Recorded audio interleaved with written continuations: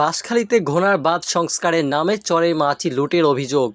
বিস্তারিত দেখুন চট্টগ্রাম থেকে মোহাম্মদ বেলাল উদ্দিনের পাঠানো তথ্য ও ভিডিওতে।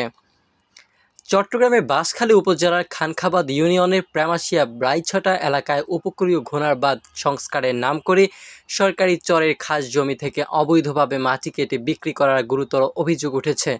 স্থানীয়দের দাবি, একটি প্রভাবশালী ভূমিদস্যু সিন্ডিকেট গত কয়েক মাস ধরে এক্সকাভেটর ব্যবহার করে দিনরাত মাটি কেটে নিচ্ছে।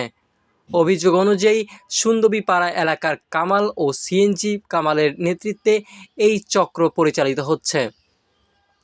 কাটামাটি স্থানীয়ভাবে প্রতি ঘন্টা ৩,০০০ থেকে ৫,০০০ টাকা দরে বিক্রি করা হচ্ছে বলে অভিযোগ রয়েছে।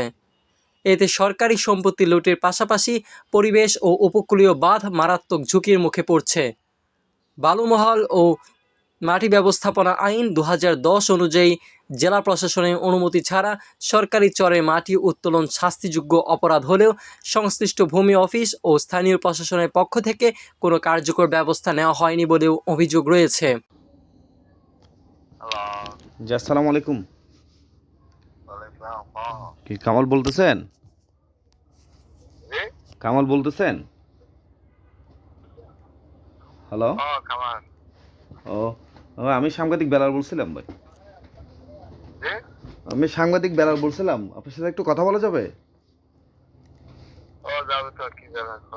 ওই যে চরের মাটিগুলো যে কাটতেছেন, এগুলো তো আপনাদের নিয়ন্ত্রণে মনে হয়।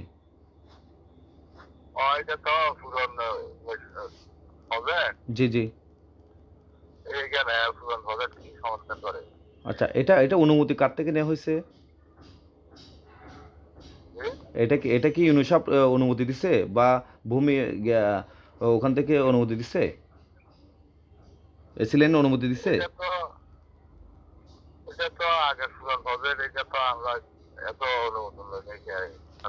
আচ্ছা আচ্ছা, আরেকটি ব্যাপার হচ্ছে যে এই যে আপনারা নাকি ওখান থেকে বেরিবানের যে বেরিবান করার নাম যে ঘোড়ার বেরিবান আর কি মাটি বিক্রি করতেছেন, এটা কি সত্য? যে গুনার বেরিবান বাঁধার জন্য বাঁধার কথা বলে মাটিগুলো যে অন্য জায়গায় বিক্রি করছেন, এটা কি সত্য? না না না, একদল আমি মাটি এখান থেকে কোনো জায়গায় সরে নাই।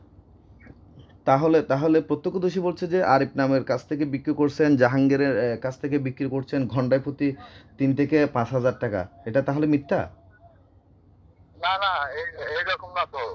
এটা হলো ওনার পুরান সংস্কার করতে আসেনি। জি জি। লেবার দিয়ে ওনারা গেছে।